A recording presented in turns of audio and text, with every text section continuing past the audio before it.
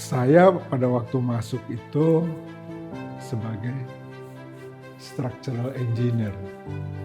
Jadi waktu itu Pak Arianto bilang, kita tidak membangun gedung-gedung bertingkat, tapi mungkin banyak sekali tantangannya karena kita membuat taman-taman rekreasi yang gedungnya unik-unik.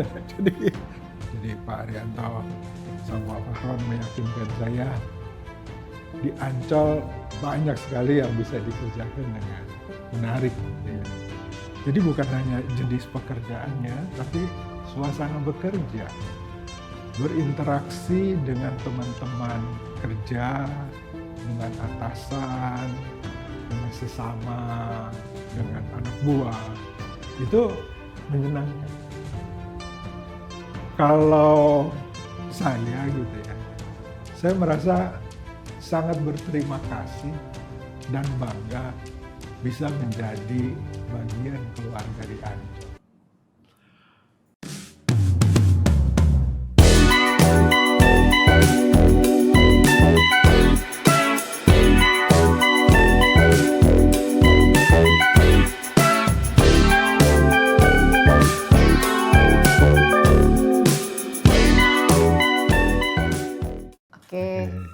Selamat sore Pak Hengki. Selamat sore. Iya, Pak Hengki boleh ceritain Pak Ancol Tempo dulu dan kesan pertama masuk Ancol Pak? Waduh, saya itu masuk Ancol tanggal 7 Desember 1981. Jadi yang mewawancara saya itu masuk Ancol itu, saya ingat Pak Fahron sama Pak Arianto. Pak Arianto almarhum ya. Terus saya gabung diceritakan karena kita akan membuat taman rekreasi dunia fantasi. Jadi itu sesuatu yang baru buat Indonesia gitu ya, yang sangat menarik. Saya pada waktu masuk itu sebagai structural engineer. Jadi waktu itu Pak Arianto bilang, kita tidak membangun gedung-gedung bertingkat, tapi mungkin banyak sekali tantangannya karena kita membuat taman-taman rekreasi yang gedungnya unik-unik. Jadi itu tantangan yang sangat menarik. Ya itu menurut saya awal. Kemudian saya bilang oke, saya join. Saya pindah kerja gitu ya. Pada waktu itu saya sudah bekerja di Tripata. Jadi Pak Arianto sama Pak Fahron meyakinkan saya di Ancol banyak sekali yang bisa dikerjakan dengan menarik gitu ya. Itu awal saya bergabung. Dan betul begitu saya bergabung, pada saat itu dunia fantasi masih dalam tahap perencanaan. Dan yang disampaikan, yang diceritakan Pak Arianto dan Pak Fahron itu betul sekali. Jadi unik-unik bangunannya gitu ya, bangunannya unik. Jadi bukan bangunan-bangunan berat, tapi desain strukturnya unik-unik sekali. Jadi saya harus mendesain fondasi bangunan, terus mainan, kora-kora dan lain-lain gitu ya. Itu sesuatu yang menarik buat saya. Tapi yang jauh lebih menarik di Ancol itu menurut saya adalah suasana kerja. Jadi bukan hanya jenis pekerjaannya, tapi suasana bekerja.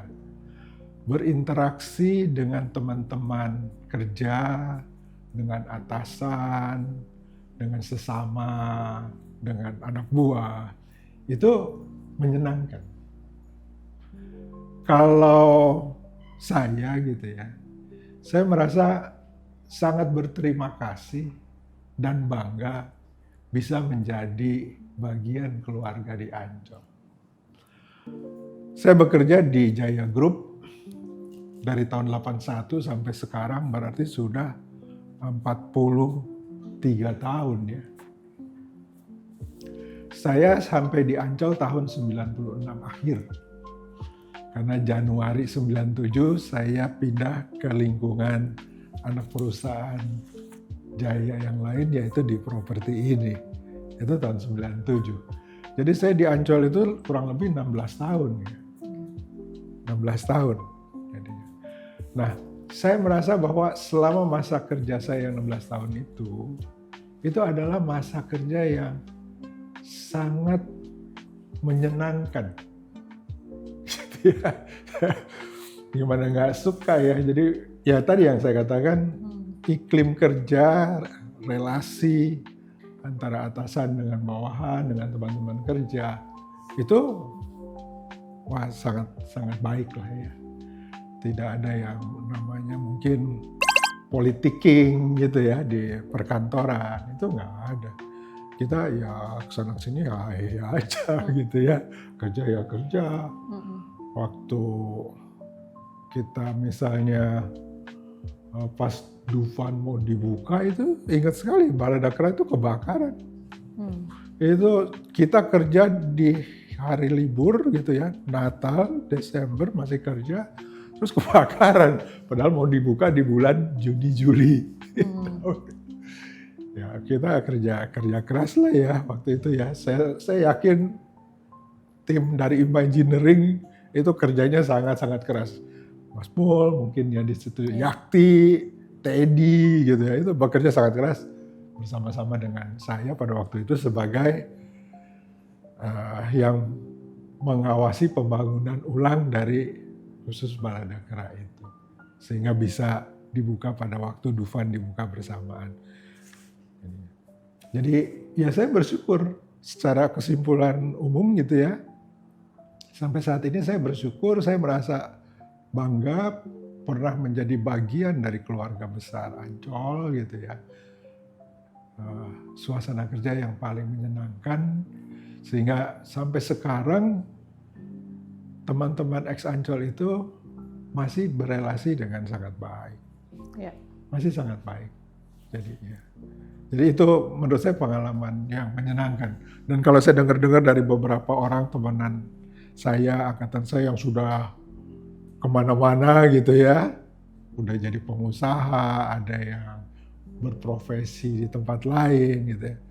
Mereka punya pendapat yang sama, bahwa selama bekerja di Ancol itu adalah mungkin masa-masa yang menyenangkan di dalam perjalanan hidup.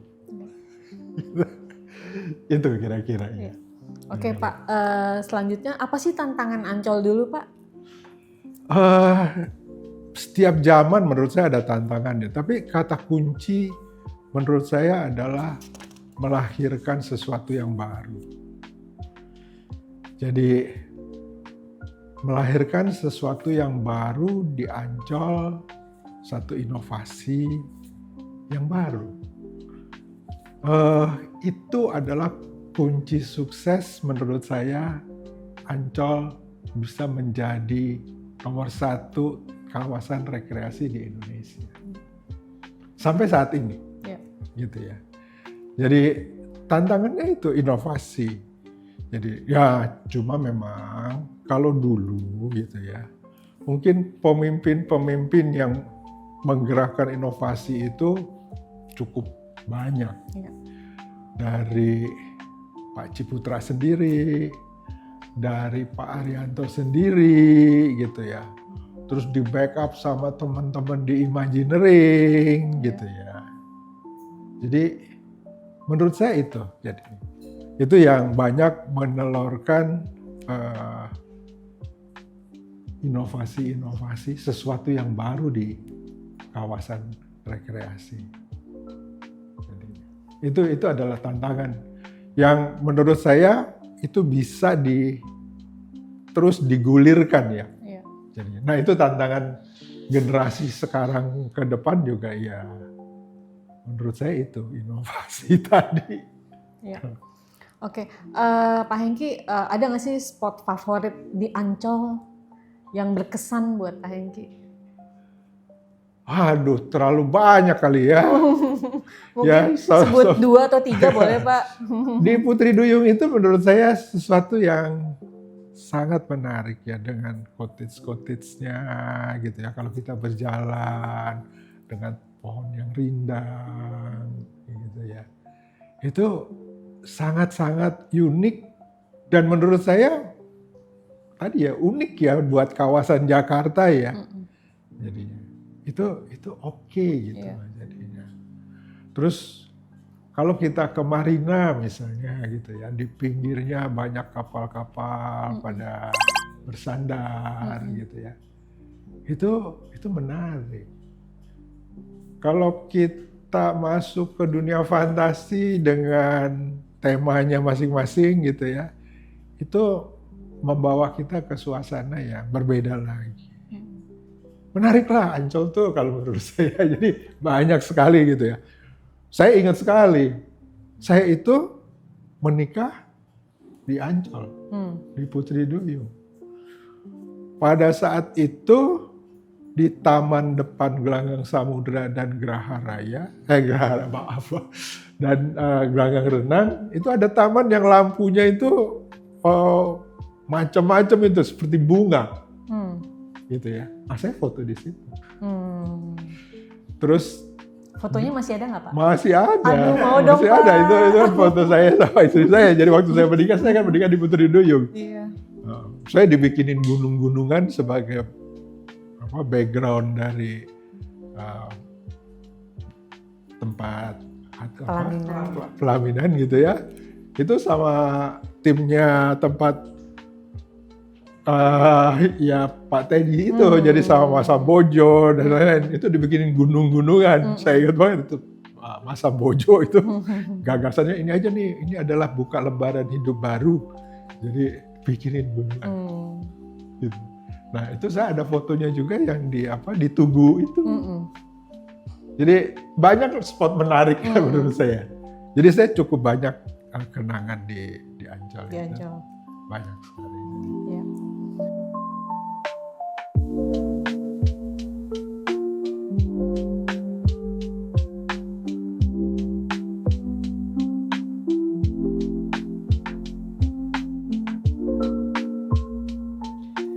Ya, recreate. Iya. Create itu mungkin melahirkan sesuatu yang baru kalau saya terjemahkan gitu ya, berkreasi gitu ya. Recreate ya artinya menurut saya mencoba melahirkan sesuatu yang baru ya. Jadi recreate. Jadi itu pemahaman saya. Jadi ya.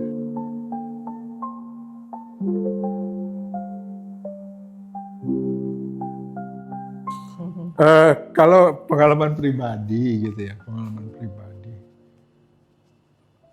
bisa melahirkan sesuatu yang baru, yang unik itu ide gitu ya, ide itu kadang-kadang nggak bisa dipaksa. Kalau ini pengalaman pribadi saya gitu ya, jadi nggak bisa dipaksa. Kadang-kadang di satu momen kita sedang melakukan itu bisa, oh iya kenapa nggak begini. Sedang jalan kaki misalnya, oh ya kenapa nggak begini. Tapi menurut saya ya tadi, kalau kita suka pergi berjalan-jalan kemana-mana gitu ya, kita sering membaca buku, kita sering berdialog sama teman-teman gitu ya, itu akan lebih banyak membuka gagasan-gagasan. Banyak gitu ya. Meskipun tadi tidak selalu bisa dipaksakan. Mari kita rapat, kita review ini ya, melahirkan sesuatu yang baru. Belum tentu keluar itu. Jadi, belum tentu keluar. Tapi ya itu, ide itu menurut saya tidak bisa dipaksakan. Tapi ya bisa menurut saya tadi ya, referensinya diperbanyak. Dari buku, dari jalan-jalan kemana-mana, dari berbincang-bincang dengan orang-orang gitu ya. Jadinya mungkin ada orang yang suka bermeditasi gitu ya, bermeditasi, oh ya nanti dia mungkin pencerahan gitu ya, inspirasi. Itu kalau pendapat saya. Ya.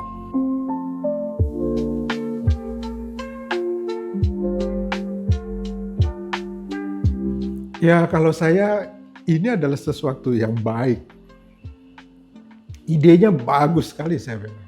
Jadi waktu saya dapat informasi itu ya dari Pak Pramono, dari Pak Arief, saya bilang ini bagus sekali jadinya. Jadi kalau ini bisa bangun rutin setahun sekali gitu ya aktivitas ini cocok saya bilang buat reuni keluarga besar Ancol. Ya. Keluarga besar Ancol gitu ya. Itu bisa bersama-sama. Itu bagus sekali lah saya bilang. Ya itu adalah mungkin melepas rindu, melepas kangen, melepas cerita. Terus terang kalau di saya gitu ya, seangkatan saya pada waktu masuk Ancol gitu ya, seperti sama Pak Teddy, Pak Pramono Hadi, Sudiro Pramono, Didi Wahyudi gitu ya, Falah, itu suka ketemu, kita makan sama-sama gitu ya, ngobrol. Itu nggak bosen-bosen ya, cerita yang dulu-dulu gitu ya. Itu nggak pernah bosen, jadi ada aja gitu bahan ceritaan. Jadinya. Nah apalagi sekarang saya dengar katanya Pak Kim Mukti mau ikut join dari Amerika dia. Ya. Wah itu menurut saya istimewa ya. Jadi ya, jauh-jauh gitu ya. Jadi istimewa. Karena itu yang saya bilang, daya tariknya magnet Ancol tuh kuat sekali. Ya. Buat para alumninya ya. Para alumninya itu daya tariknya kuat sekali. Karena tadi menurut saya, yang pertama saya ceritakan bahwa iklim kerja di Ancol itu menyenangkan.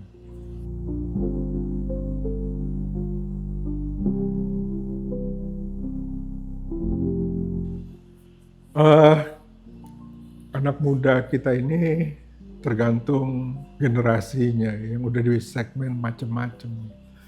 Jadi kalau misalnya yang masih sangat muda gitu ya, itu kan sering sekali bosen kerja gitu. Jadi berbeda dengan baby boomers yang seangkatan saya ini, kerja ya ditekunin gitu ya, sampai terus saja ditekunin. Kalau sekarang kan ini nggak menyenangkan, saya pindah sana pindah gitu ya. Ya menurut saya boleh-boleh saja pindah-pindah gitu ya, dalam rangka mencari pengalaman, mencari pengetahuan.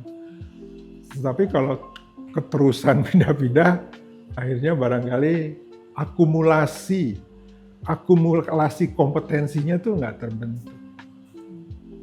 terbentuk.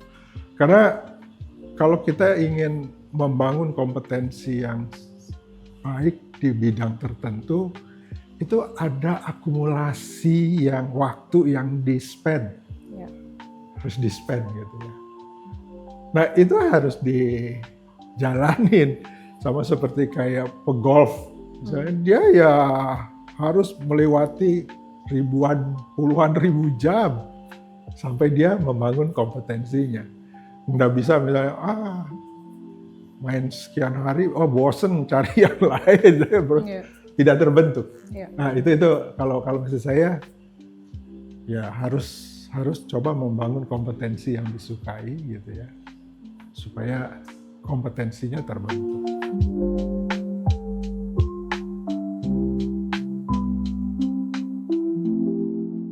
Selamat untuk seluruh keluarga besar Ancol, baik yang sudah lulus maupun yang masih belum lulus gitu ya, masih berada di Ancol.